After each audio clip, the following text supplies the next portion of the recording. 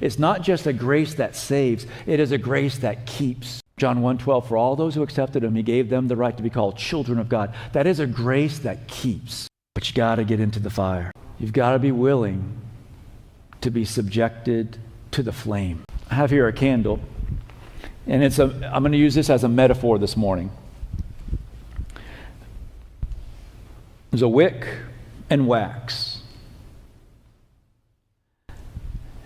And when I subject the wick to fire, it creates a flame. Well, how does that work? The heat from the wick burning liquefies the wax. It draws the liquid wax, which then creates a superheated vapor, gas, which allows the flame to burn. The flame is burning the gas, the superheated gas. That's why the wick doesn't just burn instantly. It's burning the wax, which is vaporized. So in this metaphor, the wax is the Holy Spirit. The wick is you and I.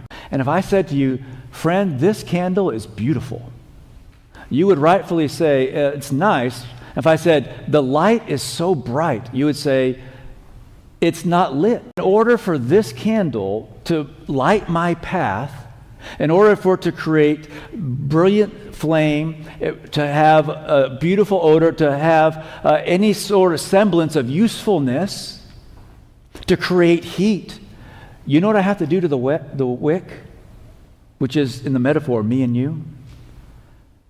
I have to subject it to fire. That's the only way this candle can be utilized for the way it was created. It wasn't created just to sit there. It was created to create light and heat and beauty. But the wick has to be subjected to fire. And for you to be all that you can be in the Lord, in other words, to live the life He created for you to live. Don't you wouldn't it be great to know you're living for the way and in the way that God created you to live your life? Wouldn't it be great to just know you're living out the plan God had for your life?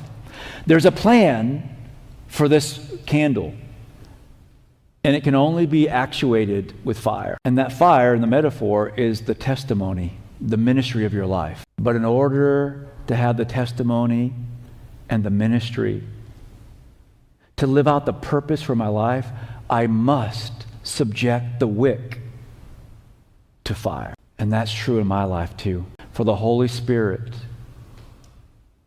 to really use my life for which the Father created me to be used. My life, instead of being given a comfort zone, needs fire. I must be subjected to fire. But fire burns. Yes, it does. Fire hurts. Yes, it does. But that's how God will use me. So let's talk.